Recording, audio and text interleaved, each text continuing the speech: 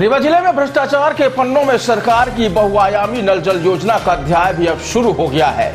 मध्य प्रदेश सरकार द्वारा हर घर मीठा जल पहुंचाने का जो वायदा किया गया था वह अब भ्रष्टाचार की भेंट चढ़ता नजर आ रहा है।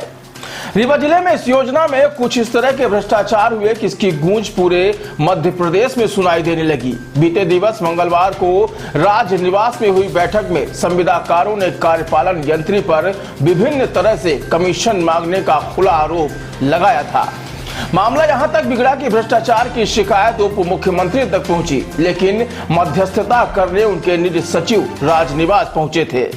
हालांकि समझौता तो नहीं हुआ, लेकिन सड़क पर उतरकर संविदाकारों ने कार्यपालन यंत्री पर गंभीर आरोप लगाए। इस दौरान पीएचई विभाग के कर्मचारियों का एक शिकायत पत्र भी चर्चा का केंद्र बना रहा।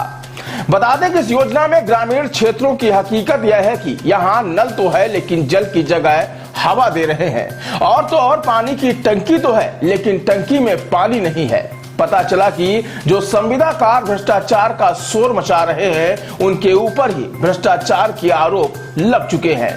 बताया जा रहा है कि 3 संविदाकार इस योजना में ब्लैक लिस्टेड हो चुके हैं, जिन्हें न्यायालय से 2 महीने की राहत मिली है। इधर भ्रष्टाचार के आरोप लगने के बाद कार्यपालन यंत्री भी अब सामने आए हैं। उनका कहना है कि आरोप लगाने वाले संविदाकार काम किए बिना ही पैसों का भुगतान करने का दबाव बनाते हैं, लेकिन उनके ऊपर समय पर कार्य करके देने का शासन स्तर पर दबाव है। इधर रीवा जिले में नल जल योजना में भ्रष्टाचार सर चढ़कर बोल रहा है और शायद भ्रष्टाचार की शुरुआत रीवा जिले से ही हुई। बता दें कि रीवा और मऊगंज जिला एक होने की स्थिति में नई गढ़ी से इसकी शिकायत की गई थी। इसके बाद पूरे प्रदेश में जांच शुरू हुई तो कई भ्रष्टाचार उजागर हो गए। हालांकि सरकार के द्वारा यह योजना जो शुरू की गई थी उसमें हर घर मीठा जल पहुंचाने का लक्ष्य दिया गया था, लेकिन अब यह योजना भी भ्रष्टाचार की भेंट चढ़ चुकी है। एक और संविदाकार जो खुद को ब्लैक लिस्टेड है, तो वहीं भुगतान न करने और भ्रष्टाचार का आरोप लगा रहे हैं। तो वहीं कार्यपालन यंत्री ने कहा कि बिना काम किए भुगतान करने के लिए दबाव बनाया जा रहा है, जो मुमकिन नहीं है। बहरहाल कौन सही है और कौन गलत, यह तो जांच का विषय है, लेकिन यह बात सही है कि सरकार की योजना न सिर्फ भ्रष्टाचार की भेंट चढ़ चुकी है, बल्कि इस पर पलीता लगाने का काम भी किया जा रहा है। सर, आज निवास में बैठक की तरह संविदाकारों ने कई आरोप लगाए थे आपके ऊपर। जो वास्तविक स्थिति है उसका अभी आपने अवलोकन भी किया, गाँव में जाके मामला क्या है? मामला कुछ नहीं है, कुछ 1-2 संविदाकारों को कुछ गलतफहमी थी कि इस स्तर पर और मदद मिल सकती है, उन्हें स्पष्ट किया गया। और कुछ कार्यालय में ये था कि उनके कार्य में कभी कभी उनके कागज में तीव्रता से, तो मैंने संबंधित लिपिकों को बुला के कहा कि अगर कोई भी संविदाकार है, कोई जिस जो नियम के तहत है, जो कार्य है वह एक समय सीमा में हो। और मैं संविदाकारों को भी कहा कि आप अगर आपको लगता है कि कोई लिपिक कोई कार्य करने में देरी कर रहे हैं, कागज में देरी कर रहे हैं, तो आप मेरे पास स्वयं आ जाएंगे और उस लिपिक को बुला के संबंधित को मैं आपके कार्य को तीव्रता से कराने की जो नियम की परिधि में है। अगर नियम की परिधि में किसी का कार्य नहीं है तो मैं समझा ही सकता हूँ, मैं उसमें और क्या बोलूंगा। सर, इसलिए शासन की बहुआयामी योजना हर घर में मीठा जल पहुंचे, तो इसको लेकर शासन स्तर पर निगरानी की जा रही है। लेकिन गांव में जो स्थिति है, जो आपकी ये योजना है, कुछ पाइपें बिछी हुई है लेकिन पानी नहीं है, टंकियां बनी है लेकिन पानी नहीं है, तो कैसे आप इसको मतलब अपने कार्य पर ठीक कर पाएंगे? देखिए, मेरी जब यहाँ पदस्थापना हुई और ये मेरे संज्ञान में ये बातें आपने जब प्रमुखता से किया था, तो मैं हर विकास खंड के ग्रामों में भ्रमण करने के बाद प्रथम चरण में जो योजनाएं स्वीकृत थी, उस समय कोविड काल था, तो गांव की कुछ बसाहटें प्रथम चरण में स्वीकृत होना सर्वेक्षण में छूटी हुई थी। वो पूरा का पूरा सर्वेक्षण कराया गया आउटसोर्स एजेंसी के माध्यम से। वो पूरी की पूरी रिवाइज डीपीआर बनाई गई और 26 जून को अभी 2025 में वो पूरी रिवाइज डीपीआर पूरे रीवा जिले और मऊगंज जिले की मध्य प्रदेश शासन ने स्वीकृत कर दिया है।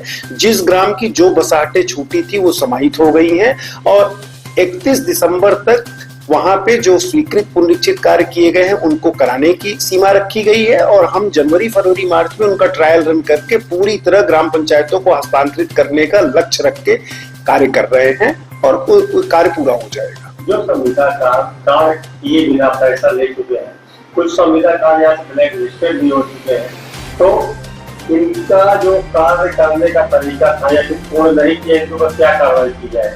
तात्कालिक समय में 3 संविदाकार राज्य शासन ने काली सूची में दर्ज किया था, जिसमें से 2 संविदाकारों की याचिका पे पिछले माह राज्य शासन ने पुनरीक्षित विचार करते हुए और उनको 31 अगस्त तक पूर्व के स्वीकृत कार्य को पूर्ण करने की शर्त पे उनको काली सूची से बहाल किया है। और मैंने सभी से आग्रह किया है, सभी संविदाकारों से, कि जो आपका पूर्व स्वीकृत का कार्य है उसे पूर्ण जिन्होंने पूरा कर लिया है और जिनके थोड़े बहुत कार्य बाकी हैं, अनिवार्य रूप से उसे इस बार पूरा करके और उसका आखिरी देयक के साथ पूरे दस्तावेज, गांव में बिछाई पाइपलाइन के नक्शे और उसमें जो घरों में कनेक्शन दिया गया उसकी सूची के साथ पूरी संकलित की जा रही है, जिससे वहां पे पुनरीक्षित कार्य जो हैं, जिन संविदाकारों को शासन ने सहमत के आधार पर अनुमति दिया हुआ है, लेकिन शासन की ने कुछ ऐसे संविदाकार जिनका कार्य ज्यादा शेष था पूर्व के कार्यों में, पूर्व स्वीकृत कार्यों में, वहां पे, और जिन संविदाकारों का निधन हो गया तो वहां पे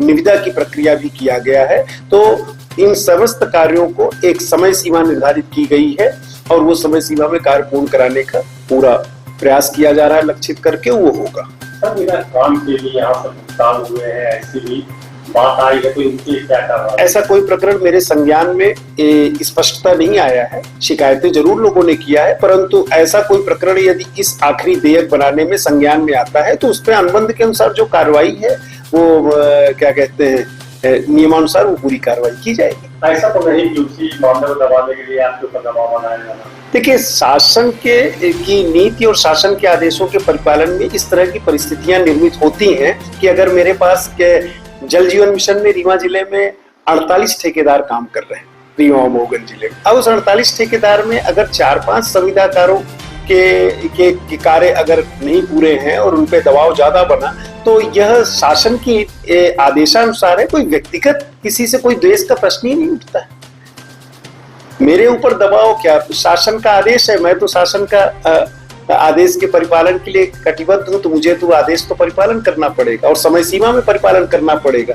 अब जिसको ये शंका होती है कि हम समय सीमा में कार्य नहीं कर पाएंगे, जिन कर्मचारियों को कार्य करने में अगर थोड़ा परिश्रम ज्यादा करना ही पड़ रहा है इस समय, अगर उसमें कहीं परेशानी होती है तो उनको लगता है कि कहीं मेरा कोई व्यक्तिगत किसी से कोई द्वेष का प्रश्न ही नहीं उठता है।